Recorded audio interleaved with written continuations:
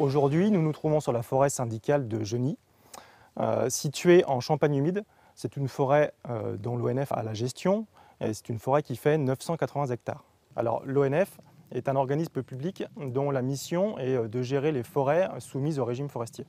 C'est un régime juridique dont la mission est la conservation et la valorisation du patrimoine forestier des forêts qui appartiennent aux collectivités territoriales, aux établissements publics et à l'État. De façon marginale, il peut nous arriver d'avoir également en gestion des forêts privées.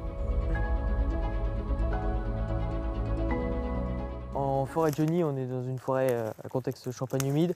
C'est une forêt qui est constituée essentiellement de chênes avec un sous-étage de charme. Donc le chêne, il y a deux types de chênes qu'on retrouve chez nous, le chêne pédonculé et le chêne sessile. Il y a en essence d'accompagnement, en essence bois d'œuvre bien sûr, à haute valeur économique. Il y a le hêtre aussi qu'on peut retrouver dans ces forêts. Le rôle de l'ONF, c'est de mettre en vigueur un aménagement forestier pour en fait faire de la gestion durable sur ce milieu forestier. Donc la mission principale de l'ONF, c'est notamment le martelage des parcelles forestières. Donc comme on peut le voir devant nous, le martelage des parcelles forestières, c'est notamment ces marques-là qu'on retrouve sur les arbres. Donc il y a différents types de marques. Une marque comme celle-ci, c'est une marque d'un bois qui a une valeur assez intéressante économiquement parlant. Donc c'est un bois qu'on vendra en bois d'œuvre. Et derrière, on a différentes autres marques, comme on peut le voir un peu plus loin. On a une marque d'un bois qui est mort sur pied. Donc c'est un arbre biologique, on appelle ça. Donc c'est un triangle bleu. Et en fait, l'intérêt, il est plus économique pour ce bois-là parce qu'il a plus de valeur ou beaucoup moins de valeur. Et donc l'intérêt, il est vraiment écologique.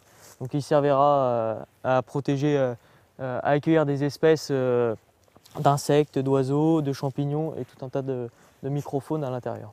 Le martelage, c'est une opération qui consiste à désigner les arbres qu'on va garder en forêt, à protéger, à garder en forêt, et une autre partie, les arbres qu'on destinera à la coupe, donc à la commercialisation. L'intérêt du martelage, c'est vraiment d'essayer d'améliorer la situation de nos parcelles. C'est-à-dire qu'il y a des essences qui se mélangent très bien ensemble, qui peuvent évoluer ensemble dans le même milieu. Et il y a des essences, comme on peut le voir sous nos yeux, il y a des essences comme le charme, qui ont une dynamique plus rapide de croissance que nos chênes.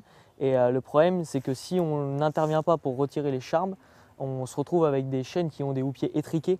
Donc on sait que le chêne, il a besoin de son houppier pour faire de la photosynthèse, pour croître de manière correcte.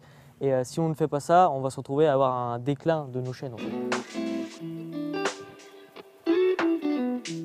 On se retrouve dans une parcelle qui est en cours d'exploitation, c'est-à-dire que, comme on peut le voir ici, il y a du 2 mètres qui est fait, donc qui est empilé. Ensuite, il y a un engin qui va venir le chercher. Et en fait, là, on est au cœur du cloisonnement d'exploitation. Donc l'intérêt de ce cloisonnement-là, c'est que l'engin puisse venir que dans cette partie-là, qui est bien cantonnée et bien désignée, chercher le bois, le charger sur lui et repartir, faire des piles. Et ensuite, c'est des camions qui viendront le chercher bord de route. L'intérêt du cloisonnement est ensuite de l'utiliser pour circuler en forêt, dans les parcelles. Et il faut se cantonner qu'à ces zones-là parce que c'est des zones qui seront improductives par la suite en fait. Parce qu'on va tasser notre sol dans ces zones-là et le but est de tasser le moins possible le sol en forêt. Si on tasse le sol, derrière nos arbres ne pousseront beaucoup moins bien et vont même des fois dépérir à cause de ces choses-là. Une fois que l'arbre est abattu, il reste forcément une partie de son houppier, donc les branches. Et ces branches-là, elles sont vouées à rester en forêt. Donc on peut en voir certaines qui sont suspendues, des tas un peu plus gros que les autres. En fait, c'est sûr que c'est impressionnant sur le moment parce que ça fait une grosse quantité de matière organique au sol. Mais avec le temps, c'est-à-dire dans 6 mois, 1 an, on n'y verra quasiment plus rien.